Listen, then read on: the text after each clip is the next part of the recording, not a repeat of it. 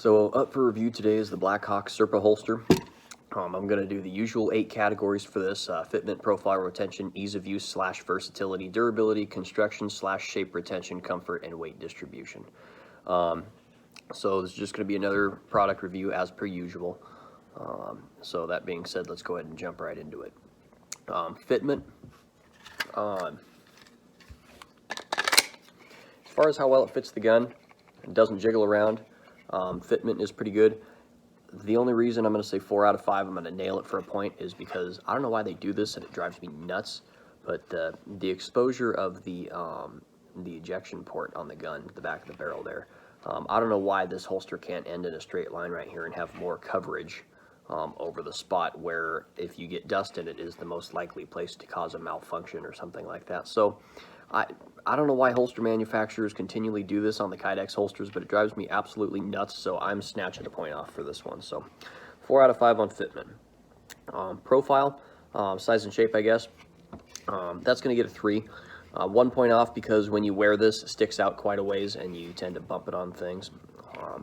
And the other point taken off because the shape, overall shape and size of the paddle, I feel could be a little bit better for those of us who are a little skinnier than others.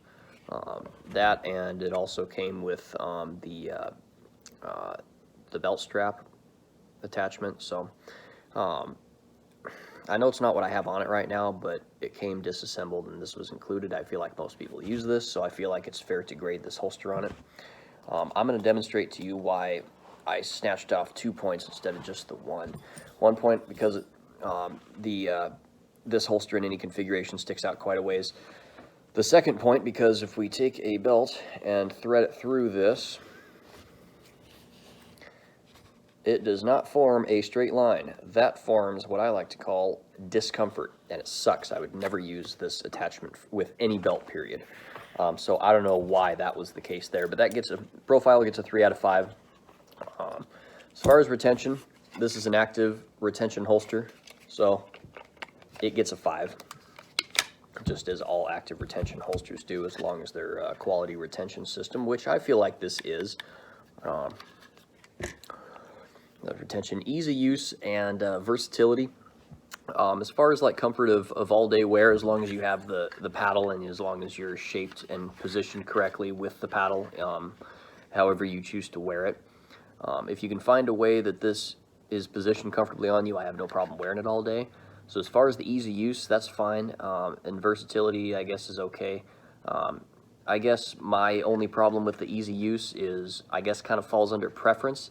I don't necessarily like this trigger finger actuation switch here, because I felt that it sat too deeply inside of the channel.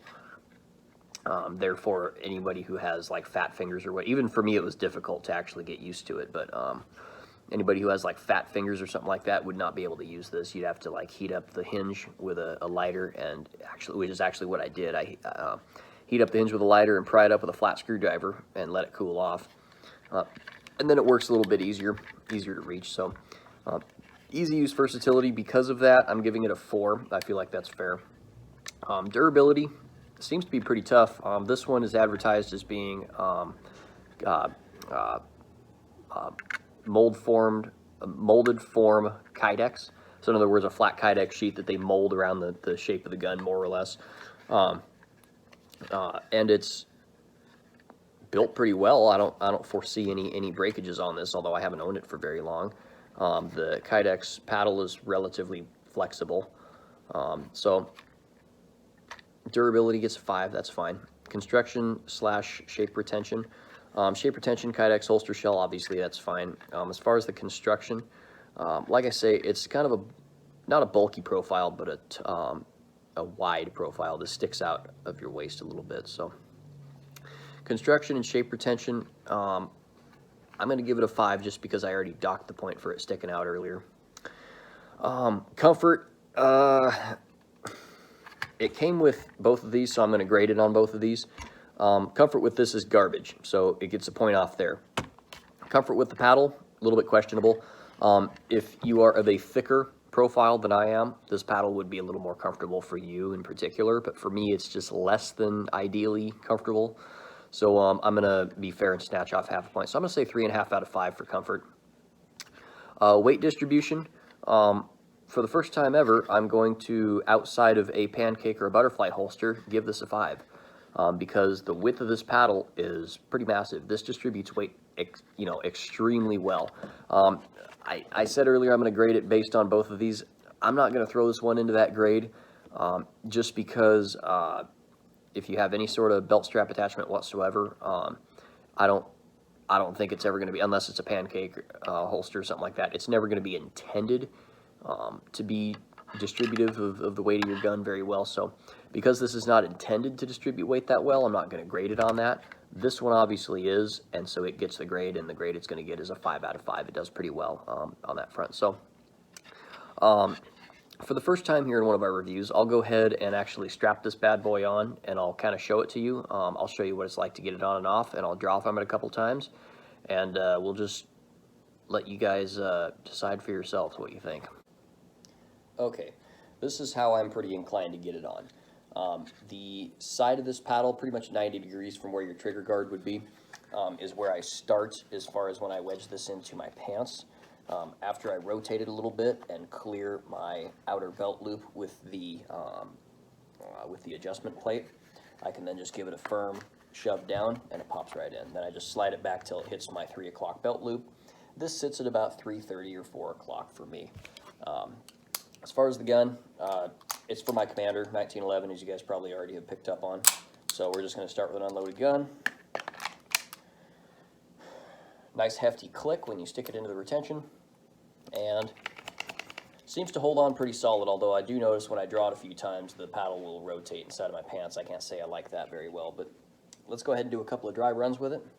So the way I'm figured that I'm inclined to do it after I messed with the trigger retention was I generally, instead of sliding my hand forward on the grip like I normally would, I actually come straight down on this one and I try to land my finger directly on top of that retention release. And at the same time I'm releasing that, I'm also releasing my thumb safety off the gun. And then I'll just pull it from the holster. And that's really all there is to it. So let's go ahead and give that a go.